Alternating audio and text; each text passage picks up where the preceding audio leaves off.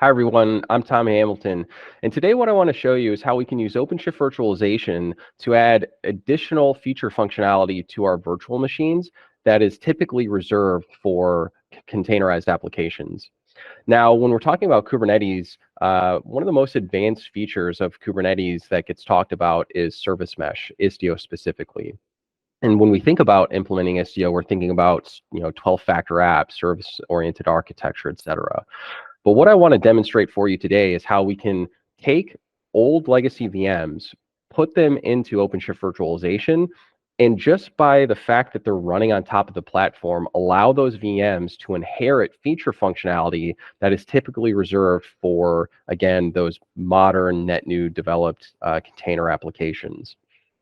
Through the course of this, what I'm going to show you is how we can take those legacy VMs, in this case, old Server 2012 R2 Windows VMs, and attach to them some of the most complex and feature-rich parts of Kubernetes. So without further ado, let's hop into it. The first thing that I want to show you is that I have two virtual machines running. These are two Windows servers. You can see here, these are just two basic Windows servers. I've installed IIS on both of them, and just have two VMs, VM number 1 and 2. Now, I've already installed the Istio service mesh operator, but I'm going to walk you through how you configure the service mesh control plane. It's really simple. All you have to do is come to Istio service mesh control plane, click create, and then inside of here, we define which namespace we want to install this in. I want to put it in the Istio-system namespace. As you'll see, basically what this is going to do is it's going to install a bunch of the tools that make service mesh better. So stuff like Jaeger. It's also going to install Prometheus, Kiali, and Grafana. Once I hit OK, I can go click in here and then view the progress that's being made. If I scroll down to the bottom, I can see that the mesh is beginning to be installed. And basically, it's going to go through a couple installation procedures. And at the end, here in a minute or so, I should see that my service mesh components are all installed. Looks like they are. If I come over here, I see that I have 9 components installed. Again, this is adding things like Kiali, Jaeger, et cetera, that's going to make using the service mesh better. Now that I have the control plane installed, I'm going to go ahead and adopt the namespace that holds my virtual machines into the service mesh. So in order to bring it into the service mesh, I create the service mesh member role. This is very straightforward as well. The name is going to be default. It doesn't allow you to change that. The namespace, this is the namespace where the service mesh control plane is installed. We just installed the service mesh control plane to the Istio-system namespace, so I put that there.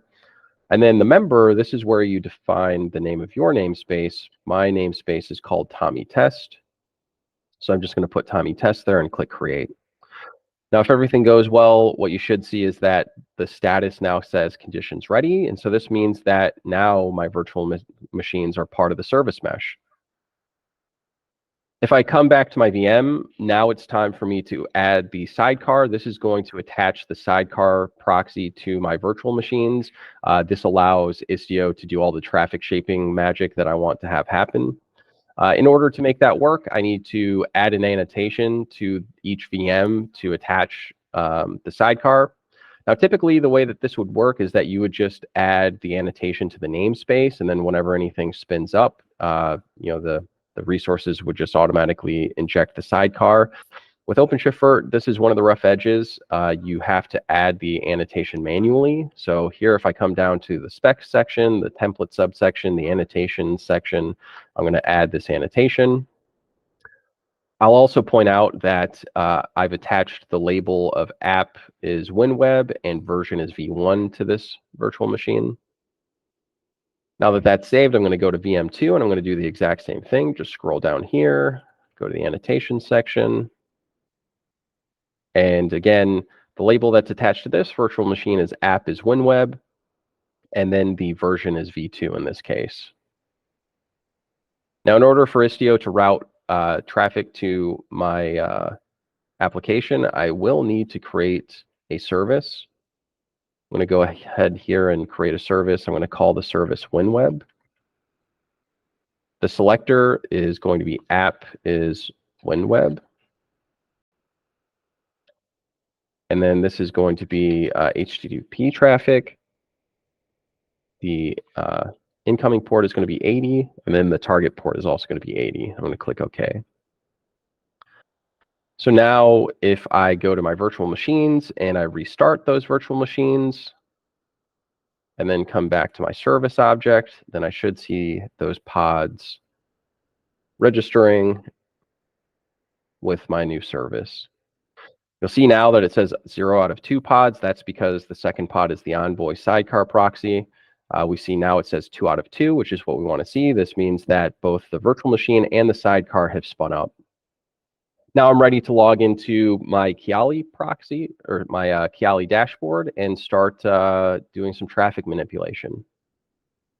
One of the really nice things that the service mesh operator does for us is that it actually creates routes for all the core components of Istio. So we can see here that we have the Istio ingress gateway that already has a public route. We'll use that here in a second.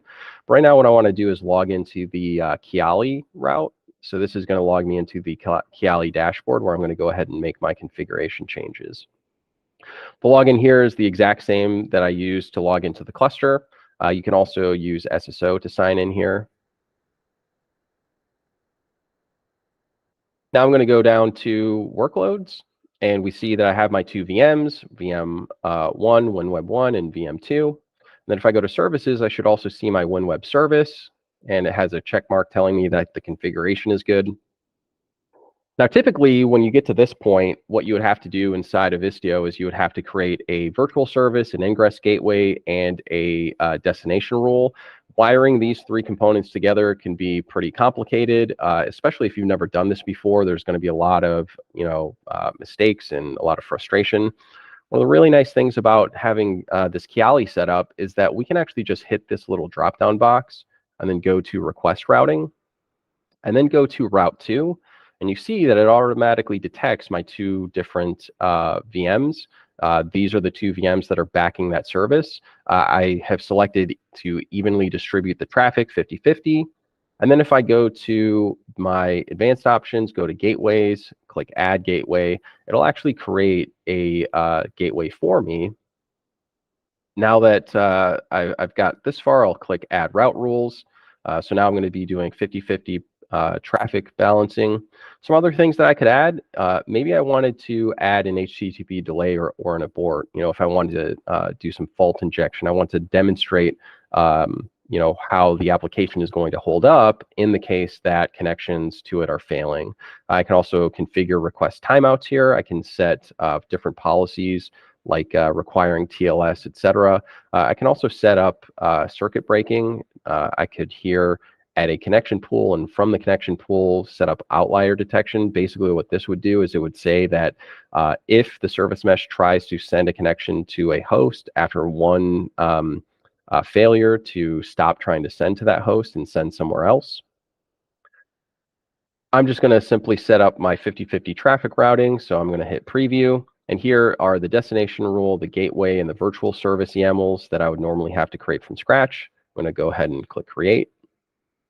Again, one of the very nice things that happens here is that the Kiali dashboard is giving me a status. It's telling me that these 3 major components are all wired together correctly, which is very nice to see. All right, so now if I go over to my route section, I can see this is where my Istio ingress gateway is. I'm going to go ahead and copy that. And I'm not sure why exactly, but my Chrome doesn't like it when I paste HTTP links. So I'm going to go ahead and put this into a different browser. And here we can see that I have my IIS service running. And if I refresh a few times, you can see at the bottom, it switches from server 1 to server 2. So this is demonstrating that I'm doing 50-50 load balancing.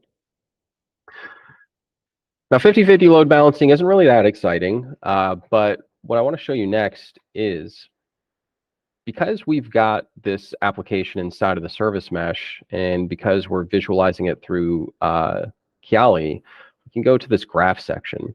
And so here we see that Kiali is mapping out the Istio ingress gateway going to the WinWeb service, and then the WinWeb service going to my 2 VMs. One is V1, one is V2. Now from here, I can do some pretty interesting things. I can tell what the request response time is. We see that it's 5 seconds and 4 milliseconds. I can also see what my throughput is, what's the network traffic that's being pushed through, as well as the traffic distribution and the traffic rate. So from here, just having this view, I am adding significant feature functionality, giving me advanced telemetry statistics for these old Windows VMs. This is the type of thing that customers are rewriting their applications to be able to get. They think that they have to be a 12-factor app or running inside of, a Linux container to get this type of telemetry data. But here we're demonstrating that we can do it just with normal Windows VMs. And so we see that we're sending 50 requests per second to the WinWeb service. Half of those are going to V1 and half are going to V2, just how we wanted. Over here on the right side, we see that 100% of these requests are succeeding. If we were having any failures, any 300, 400, 500s, those would show up here. Also, if there was any increased latency here, we would be able to see that here. So again, imagine that you have a very complex series of legacy VMs that are stitched together. This information is going to be really valuable, not just for troubleshooting, but also just monitoring the basic health of the applications, being able to determine, if you're seeing any bad patterns like connection hot or connection pooling or something like that. So now that we've gotten it this far, I just want to show you one last thing, which is, how we have the ability to manipulate the traffic going to this service. So if I go back down to services, go to WinWeb, here, these are the three objects, the destination rule, the gateway, and the virtual service. I can click into either one of these and just see the YAML that's necessary to create these programmatically. If I want to change the traffic shaping policy, all I have to do is go into the virtual service. And for example, let's say that V1 is now being deprecated. We're continuing our Canary deployment, rolling out V2. So we want 90% of the connections to go to V2. There's a tool called Flagger that will actually look at the percentage of 200s that you're getting from the application. And so you can do a Canary deployment where it'll start doing 90% to the V1 and 10% to V2. And then it'll listen to the response codes. And only if you get all 200s to the second version will it then go 80-20 and then 70-30. And so it'll actually do that automated Canary rollout for you. Here you could see, because this is YAML, we could do this programmatically. We could write our own little utility, or we could use Flagger to manage the same thing. I'll hit save and then go back to the graph. What we're going to see is that the traffic is going to start shifting over. I'll change my interval, my refresh interval to 10 seconds. And we're going to see those percentages start to shift from V1 to V2. In addition, I'm going to just go ahead and pull up my other browser. Here's the website. And if I hit refresh a bunch of times, you can see that, most of the connections are going to the second server. And only once in a while do we get any that go to server 1. Now, the reason why you're not seeing 9 in a row and then 1 is because we're not doing simple round robins.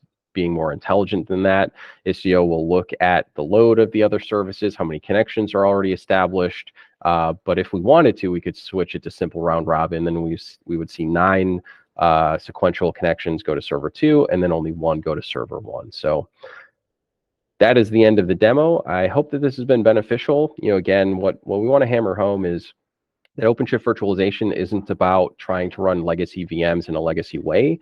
It is a way to run VMs, including legacy VMs, in a more modern way. What we're saying is that you can take advantage of many of the features that containers offer you without having to refactor your application or rewrite your application.